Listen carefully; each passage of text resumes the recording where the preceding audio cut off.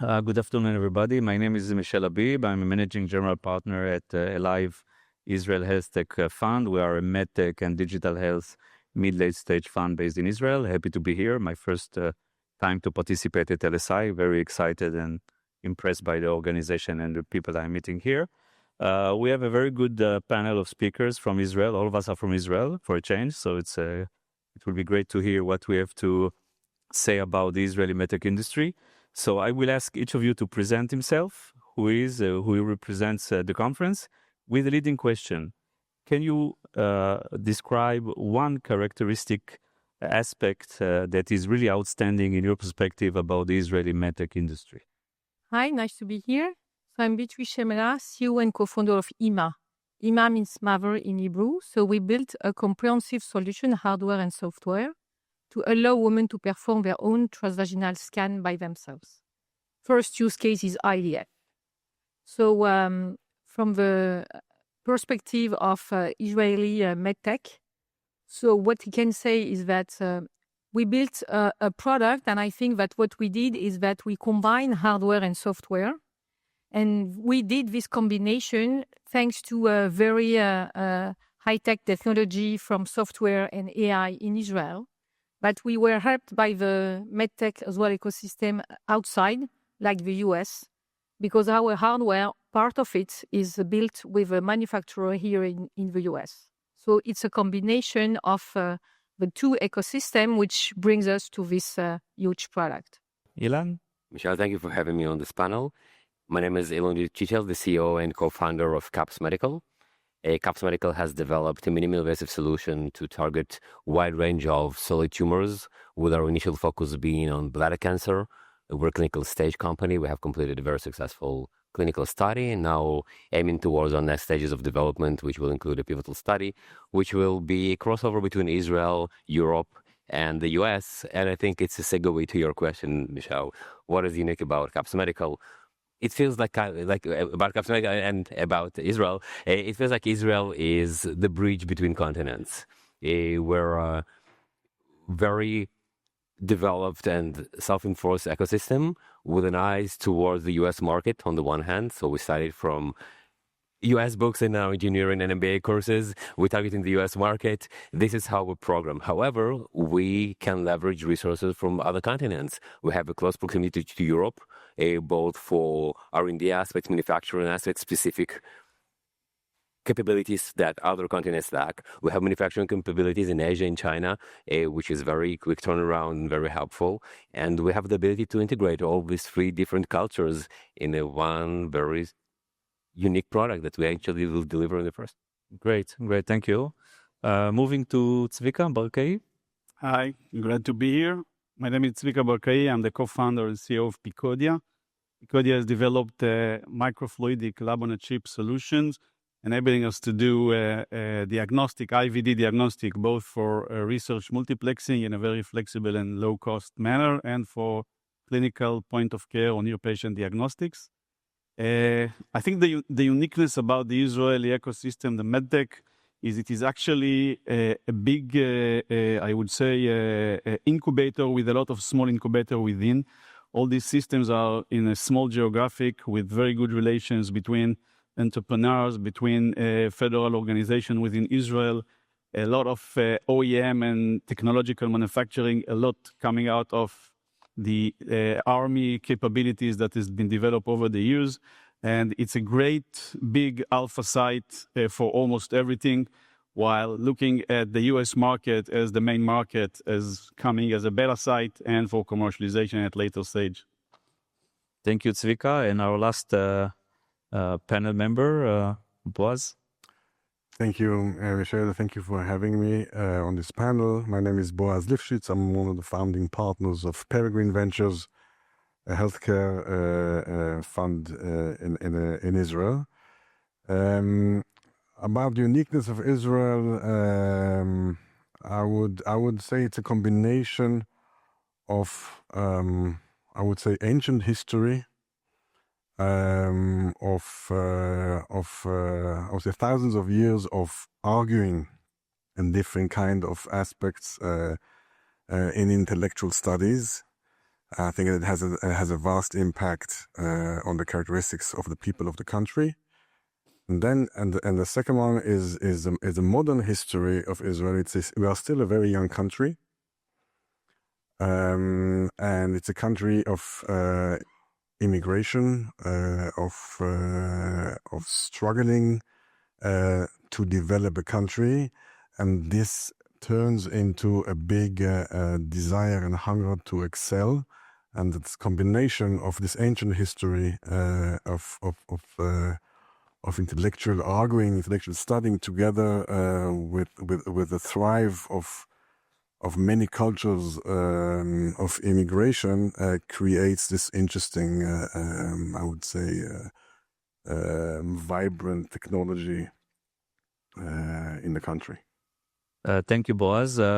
So, reflecting on all your comments, I would like maybe to engage on the discussion about the Israeli medtech industry compared or in conjunction with the American market and the American medtech industry. So on one hand, the way I see it is that Israeli medtech is almost like a natural or organic extension of the American industry. So we feel like, part of one big family. But on the other end, we are unique in many aspects. So I would like to ask you, between looking at the Israeli medtech as part of the American medtech and being unique, where do you see the similarities on one hand, which are great for us as part of this large ecosystem, but also where are the uniqueness of the Israeli entrepreneurs? What is so unique about them compared to what we're used to see here in the States? So maybe I'll start from Boaz. I think it's similar in the aspect of inventing new technologies, and you have a similar, I would say, system of universities and institutional of excelling in those different kind of studies.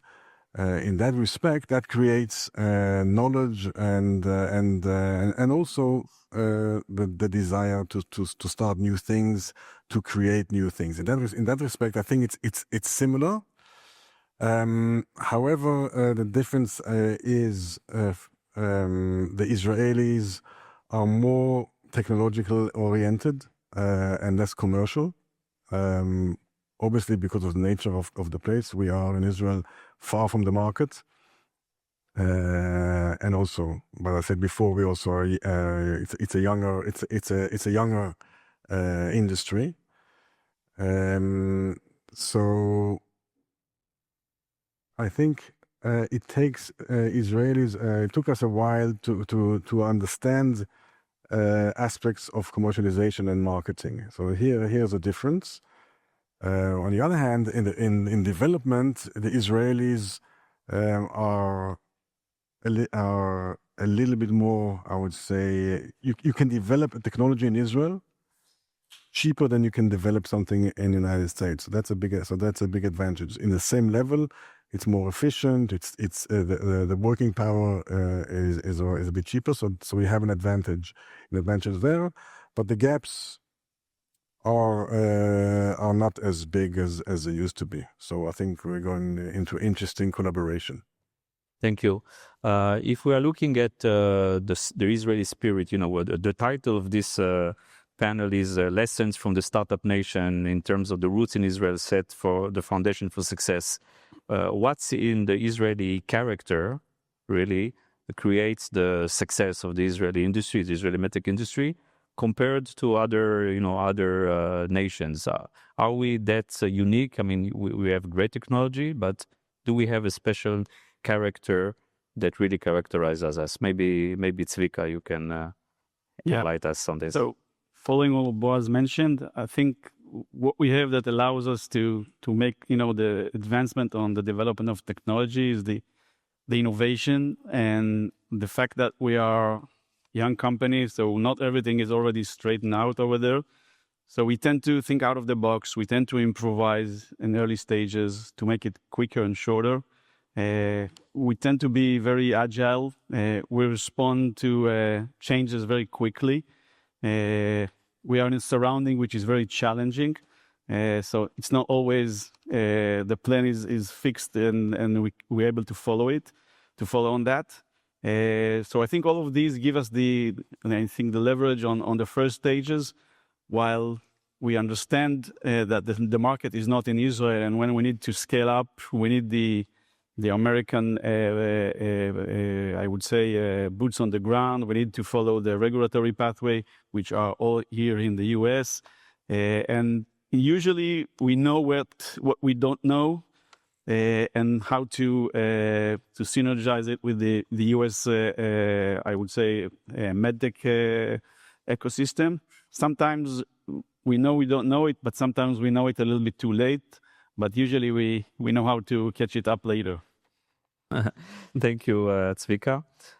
Beatrice, do you feel that the Israeli entrepreneurs are already learning all the necessary lessons in coming to the US market, working with American partners, or are we still acting as an alien entity coming to the big America? How mature or not are we in this respect? I think that we have Israeli and US ecosystem. We are very linked, and it's like something like natural. When you build a solution in Israel, as you said, something agile and quick and dirty sometimes, and then you have you go to the US market, it's like natural. So the ecosystem are very linked. For example, from the beginning, we built an advisory board with US advisors, with European advisors as well. So from the beginning, we thought that we have to be international. We are very small. We won't be able to stay, of course, in Israel only. So from the beginning, we think big because there is no choice. So this good thing of having no choice, we have to go outside, is something which brings us very quickly to the US. And there are so many natural connection between Israel and the US that these things are done very smoothly and with a lot of friendship, I should say. So a good thing for us and good thing for the US as well. Thank you, Beatrice. So on one hand, we are learning, we are adapting, and I think that we are becoming more and more integrated with the American ecosystem, culturally, but also business-wise. Ilan, do you feel this is the case, or do you still feel that there are, gaps between how we operate here and how the American industry expects us to work with? Where do you see the gaps and that still needs to be worked on or closed? Well, thank you for the question. As a general case, I would say being a second-time founder is better than being a first-time founder. And I think that a medtech ecosystem is already composed of second and third-time founders, which makes the integration much more streamlined. I had personal experience in working with companies that begin from scratch, from idea on the napkin, going into commercial stages very quickly and adjusting along the way, in some cases with very painful lessons. And I have been in a company that started as a same idea on the napkin and evolved into a binational organization headed by a very senior ex-corporate CEO, and the integration was very streamlined. I think it very much depends on the personal experience that the team brings to market. And the Israeli market has been through very painful lessons over the past 2 decades, allowing to be very streamlined, integrated into the US economy. You can see it actually in the LSI conference. It's my 3rd LSI conference here. I think I know more entrepreneurs from the other side of the pond than I know from Israel attending these events. We're facing the same challenges. We're going through the same motions. We're raising the same funding round at the same time with the same success rate. I wouldn't say there is a very significant difference at this point that I would point out 10 years ago. Mm-hmm. Thank you. Trying to connect, these comments to the actual realities we are living in, Israel and America and the world. We had very intense and challenging years, starting from the COVID and later on the war in Israel, which is still, evolving. And I don't think we have reached, going back to normal fully. On the other hand, if you look at the Israeli medtech performance vis-a-vis America, the last 4 or 5 years have been quite impressive. Continued investments, M&As, business collaborations. We can see that the strategic alliance between the American business community and the Israeli business community across all industries, but including medtech, is a very strong alliance. How do you explain it? Is it only the technology supremacy or the quality of the technology? Is it the people? Is it the needs of the American industry for innovation? Is it a deeper layer of alliance? How do you explain the strong performance of the Israeli-American medtech relationships across the challenges that we are facing? I would divide the difficult times of COVID and the Israeli war that we have in the last 2 years. COVID, for some weird and interesting reasons, was actually good for the medical industry. I think mainly because the government and institutions understood that there is a lack of technologies in that field, lack of investment in infrastructure, and therefore money was injected also by governments and by private investors very quick after the beginning of COVID. It took us about 4 to 6 months to recover from the beginning of the shock of the COVID situation, and actually the 2 years of COVID were interesting financially, good for the industry. I think this was similar to Israel and to United States and worldwide. In terms of the war, obviously very worrying times in our country. Here you saw and you are seeing some kind of interesting resilient aspect that was me as an Israeli was a good surprise and even heartwarming. And look at it. I would say look at it. If you can look at it as a we're not post-war, but look at it as a post-war phenomena. People after the shock of the first few months, people are thriving, or people have a desire to create things, and therefore you saw an interesting phenomenon here as well, of a lot of entrepreneurs, new ideas coming into the system. But we are still in difficult times and still in challenging issues. I think we have a privilege of having good friends in the United States who are giving us support and injecting continuous investments in the industry. So in that respect, it's getting better, but there's a lot to be done. And again, I have a lot of faith in the cooperation of the two countries. So it seems that the Israeli-American MedTech Alliance, let's call it for the sake of this discussion, is strong and proved to be dependable, something that we can depend upon. If you're looking at the future from now on, what do you think? I'm asking Tzvika, what do you think the two industries should do or can do in order to further strengthen the ties, the collaboration, to take it to a next level?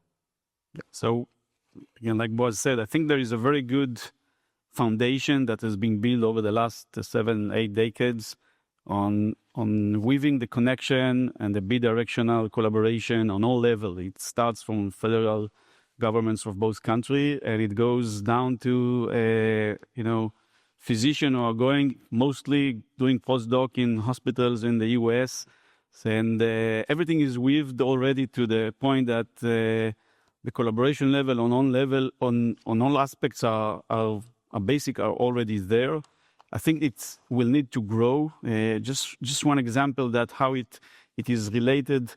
When it was COVID time, we were with a collaboration agreement with the NIH, International Institute of Allergy and Infectious Disease, And in the middle of a discussion we had in Maryland with the team, they had to go outside to have a discussion with the Ministry of Health of Israel to decide whether to give the second vaccination or the third vaccination in Israel, as it already been used as a, like I said, a beta site where the HMOs were acting very quickly. So I believe that this kind of collaboration will only get further deepened, and as technologies are rising, AI and all aspects of technology, I think it will come on the same network and will be stronger and stronger. Thank you. Ilan, on one hand, American VCs, American corporates are investing in Israeli medtech startups continuously. On the other hand, it seems that it's not enough, right? There is still a challenge of accessing capital and partnerships in America, although we are, working very nicely together. Where do you feel there is an obstacle or a challenge in bringing additional or more American investors to invest in Israeli companies, across distances, across the cultural gaps, maybe the acquaintances? Where do you see the challenges as being a non-US industry tapping on the door of American corporations and investors? Thank you. So I want to piggyback on Boaz's comment beforehand. I don't feel that there's a specific challenge to Israel, because let's be fair, most of our companies are being funded by US VCs. The challenges are not in the location, the access, or the location of the company. There are good times, there are better times, but there are bad times for everybody sometimes. Yeah. The challenge is where the money is going within the industry. And I think this is a challenge for all early stage companies across the board, not necessarily Israeli ones. And we see this with other innovators here in the study. The money is gradually shifting towards growth from the early stage companies. And here I would say that actually Israeli has a certain edge. We have a very strong non-dilutive innovation grants for this early stage, to bridge this early stage gap. And it's very helpful from personal experience. Some companies can substantially get closer to the growth stage using this funding. So I would say the gap does exist, but I would say it's the other way around. Great, thank you. Beatrice, I want to ask you a question that, taking this one step further. On one hand, when it comes to R&D, research, early stage, the Israelis know what they are doing, innovation, deep science, support from the government. We have all the ecosystem in place. And I think the Americans recognize it, and this is why they are looking at Israeli innovation. On the other hand, as companies mature and approach the need to go to the US market, this is where we need to rely more and more on the US advantages and the US know-how and market know-how, etc. Do you feel that the two ecosystems are already mature enough or evolved enough to understand each other's advantages, weaknesses, and find the best way to collaborate? Or are we still learning each other? What's your experience? My experience is that everything starts from human and from people. And from what I see, there is a lot of personal link between Israeli people and US people. You have friends, you have family, and we visit each other. And that creates an ecosystem which is personal, but this has a huge impact on the professional way. And this is amazing, because each time you speak to someone in the US, you say that you're coming from Israel, there's always a link and there's always someone in common. And I think that these strong links then leads to, naturally to something personal, to something professional. And when you create these kind of links from the personal way to the professional way, then it creates strong things and strong partnership with trust. So I think that these kind of links, which we already have together, allows us to build and to bring the innovation from Israel to the US market. Without, of course, we have to adapt. We have to understand more and more the mindset of the market, how to go through this very non-simple, I should say, reimbursement pathway, etc., etc. So you have to do our homework. We have to have all the experts that we need around. But as soon as you have all these kind of good ecosystem that you build, for example, when you come to this kind of conference, then you build the right ecosystem, and then there is that creates you the right pathway to success. So not easy, but this is the way to go. Thank you. Boaz, back to you. Most of the panel members here are entrepreneurs, managing startups. You are a venture capitalist. You are investing in Israeli companies, I think, in most of the cases. When you look at American innovation, the American medtech industry, I've been meeting here amazing startups. Where do you see the inflection point where Israeli investors will start investing in American startups and reverse the flow? Meaning, let's starting to merge not only the American business knowledge and the Israeli innovation, but also vice versa, American innovation with Israeli financial expertise and risk taking, even in venture capital activities. Where do you see the future in this respect? It depends in early stage or later stage investments. I think you see already in these days in Israel, we see it in our fund, for example, a tendency to invest in American companies, especially in the more advanced stages. And an investor by nature is always more comfortable to invest in companies which are geographically near to them, because we want to go and visit those companies. Sometimes I give a call to a company, I want to see you today or tomorrow. So by that nature, it's easier to invest in a later stage, and I think you see it more and more. You see it more from Israeli funds, and as the market is getting more global and the cooperation between the two countries is getting stronger, I think that what we will see is more investments coming from Israel into American companies as well. Thank you. We have less than a minute, so maybe I will give you the floor, each of you, to maybe pinpoint one aspect of the American medtech culture that you are exposed to in your daily dealings with partners, etc. One aspect that you think we should adopt as Israeli medtech entrepreneurs, something we envy that we don't have at home that you would like to bring home from here. Tzvika. Well, the market is here. We need to have better understanding of how the marketing is acting, and we need to do it in more earlier stages where we are focusing on proving our technology. I think the American way is much more focused on putting that on the first stages, and we need to do that more. As you said, we learn all the time. We learn always. Beatrice, any thoughts about it? I think that one point of the Israeli ecosystem is that we are more informal. So sometimes it's good because you need this informal way of doing things to go faster and to be very agile. But sometimes you need more structure. And I think that this is a very good point from the American system, to be more formal, to be more structured. And this is something we need to learn if you want to grow, you need this kind of way of doing things more structured. So this is something I will bring back. Yeah. Thank you, Ilan. Thank you. So I wouldn't reiterate what Boaz said, but I think to be more specific, growing into a market and understanding how to approach the sales part better, grow into it, can be very helpful, and it can be taught. Thank you, Boaz. Any closing remark on this?